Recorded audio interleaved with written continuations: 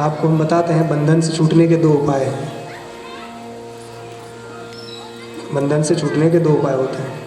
एक व्यक्ति है, उसको आपने खंभे से बांध दिया अथवा उसको आपने रस्सी से कस के बांध दिया, बड़ी बड़ी भारी रस्सी है, उससे कस के बांध दिया।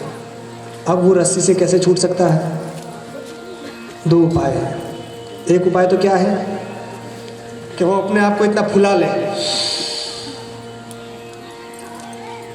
इतना फुला है अपने शरीर को कि वो रस्सी टूट जाए, इतना ताकतवर हो कि जोर लगा के तोड़ दे, है ना। जैसे ऐसे बंधा है, जोर लगा के तोड़ दे रस्सी, ये है।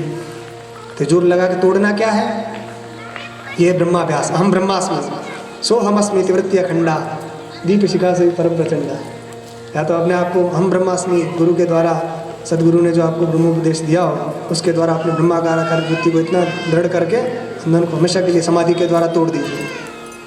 धारणा ध्यान के बाद समाधि में। मगर ये सबके लिए संभव नहीं है संभव? आजकल तो प्राणायाम करना भी संभव नहीं है। कुछ लोग तो लगे ही इसी का व्यापार करने, है ना। अरे भैया, व्यापार आप देखिए, प्राणायाम करने के लिए क्या चाहिए? उसके लिए वातावरण, हवा भी शुद्ध चाहिए और आपकी दिनचर्या भी शुद्ध होनी चाहिए। प्राणायाम की तो आता है बाद में, पहले यम नियम का पालन करना पड़ता है। अष्टांग योग में यम नियम आसन प्राणायाम प्रत्याहार धारणा ध्यान और समाधि, इन 8 की गणना है। तो प्राणायाम तो बहुत बाद में है, पहले तो यम और नियम, फिर आसन, फिर प्राणायाम है। चौथे नंबर पर है यम नियम का पालन कोई कर नहीं रहा है। यम क्या है? अहिंसा, सत्य, अस्तेय, ब्रह्मचर्य और अपरिग्रह, ये यम है।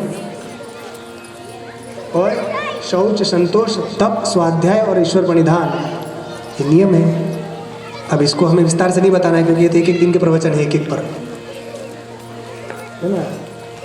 संक्षेप में किसी की हिंसा नहीं करना, सत्य बोलना, चोरी नहीं करना, ब्रह्मचर्य का पालन करना और आवश्यकता से अधिक वस्तु का ग्रहण नहीं करना, ये यम है। नियम क्या है? पवित्रता से रहना, जो मिल जाए उसी में संतोष का अनुभव करना और तप करना। तप मतलब मन और इंद्रियों को एकाग्र करना। और स्वाध्याय, स्वाध्याय का मतलब तो वेदों का अध्ययन होता है, मगर मंत्र का जाप करना, गुरु ने जो मंत्र दिया है उसको भी स्वाध्याय कहते हैं। जप को तो जप करना और ईश्वर प्रणिधान, ईश्वर की आराधना करना, ये है नियम। तो इनका पालन जो करता है, और आसन सिद्धि करे, एक आसन पर कई घंटे तक बैठने का अभ्यास हो। यहाँ तक बैठने के लिए कुर्सी अभी ना आए तो ये देखिए, ये वर्ग खाली हो जाएगा पूरा,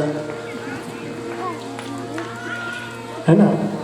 आजकल तो कुर्सी के बिना काम ही नहीं चलता, सबको घुटनों में दर्द है, मतलब तकलीफ है इसलिए बैठे हैं ये, मगर अधिकतर लोगों को घुटनों में दर्द है। अब कहाँ से आसन सिद्धि होगी? कि बैठ जाए कि आसन पर 3 घंटा बिना हिला डुले, उसके बाद फिर प्राणायाम करने का विधान है। अब 1 घंटा तो पलट हिला के बैठ नहीं सकते कोई, और प्राणायाम करा रहे हैं नाक बंद करा के, और वो भी न जाने ऐसी स्टाइल करके क्या क्या करेंगे, ऐसे थोड़ी होता है। प्राणायाम की भी विधा है, हर किसी को थोड़ी सिखाया जाता है। एक जगह 2 बड़े अफसर जो थे वो पहुंच गए किसी महात्मा के पास, जिसको योगी के रूप में लोग जानते थे कि बड़ा भारी योगी है।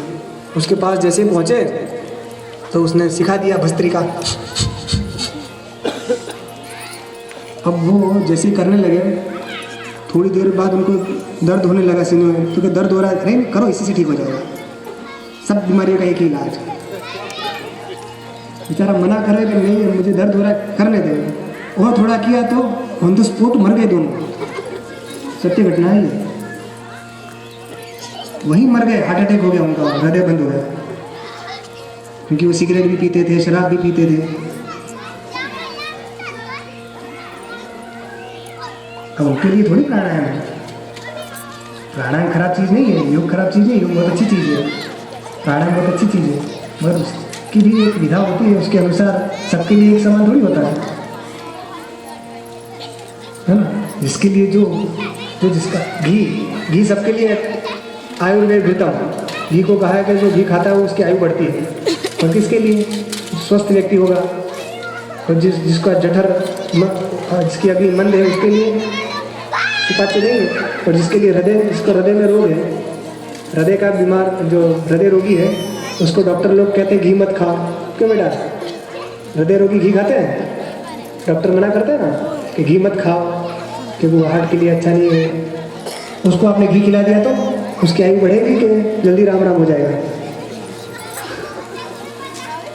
तो भैया घी अच्छी चीज़ है, मगर वो जहाँ जिस चीज़ को जाना चाहिए वहाँ जाए तो अच्छी चीज़ है, जहाँ जो चीज़ नहीं जानी चाहिए वहाँ जाए तो गड़बड़ हो जाती है। इसलिए भगवान ने कहा कि भैया हाँ, तो हम ये बता रहे थे अष्टांग योग में फिर धारणा, ध्यान, समाधि, उसके बाद ब्रह्माकार आवृत्ति करके ये तोड़ना है रस्सी, मगर ये तोड़ना बड़ा कठिन है ना। उसके लिए अच्छा एटमॉस्फेयर भी चाहिए। वो कहाँ है आजकल? सब जगह प्रदूषण, हवा में प्रदूषण, दिल्ली में तो न जाने वो क्या क्या लगा लगा के घूम रहे हैं मुख में। हाँ, वो वहाँ शिविर कर रहे हैं प्राणायाम की। क्या होगा? सांस मिल जाए शुद्ध, वही हवा मिल जाए शुद्ध, वही पर्याप्त है। इतना प्रदूषण धुओं का और सब चीज़ों का, गाड़ियाँ और सब, अन्न में हर जगह जितने भी चीज़ें आ रही है खाने पीने की, सब में प्रदूषण है, इसीलिए सब रोग हो रहे हैं। आजकल लोग समझते हैं कि शुगर या दूसरी बीमारी सब केवल टेंशन और उसी से होती है, ऐसा नहीं है। तो दूषित अन्न खाने से भी होती है, और जितनी भी हमारा अन्न जल है सबका सब दूषित है। भले कितने अच्छे पैकेट में आए या कितने अच्छी कंपनी से आए, पैकेट अलग होता है, अंदर की चीज़ अलग होती है। तो वही चीज़ हम सब खा रहे हैं, इसमें रसायन झोंक झोंक कर सब चीज़ें बनाई जाती हैं। वही हमारे पेट में रसायन जा रहा है, तो शरीर के अंदर जो रोग प्रतिकारक शक्ति होती है कब तक साथ देगी वो? पहले लोग बीमार नहीं पड़ते थे क्योंकि शुद्ध अन्न जल का सेवन करते थे। आज हर घर में, ये कलयुग में सप्ताह का नियम जो किया ना भागवत का, वो भी इसीलिए किया है। ये कलयुग में बहुत सारे लोग जो है 7 दिन तक स्वस्थ रहना कठिन हो जाता है। उसमें लिखा है कि रोगों के बाहुल्य से 7 दिन भी मिल निकाल पाए, बहुत बड़ी बात है। क्योंकि इतने रोग आ गए हैं तो लोग बीमार हो जाएगा, कहीं बुखार आ गया, कहीं जुकाम हो गया, कहीं सर्दी ये हो गया, कहीं वो होता ही जाता है छोटा मोटा। तो रोगों, अल्प आयु, विघ्नों का बाहुल्य और बार बार रोग से ग्रसित हो जाना, अल्प बुद्धि, ये सब कारण है कि भाई इसीलिए आप कम में निपटा दो। बाकी तो महीना 2 महीना साल भर भी चल सकता है।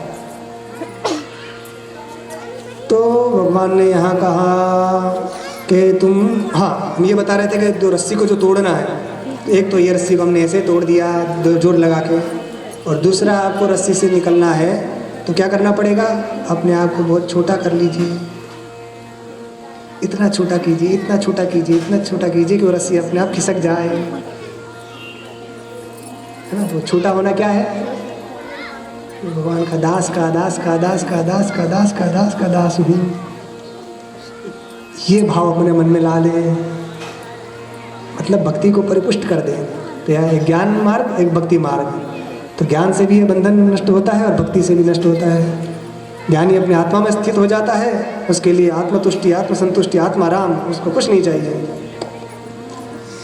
और दूसरा मार्ग भक्ति वाला है, जो अपेक्षाकृत ज्ञान मार्ग की अपेक्षा बहुत आसान है ना।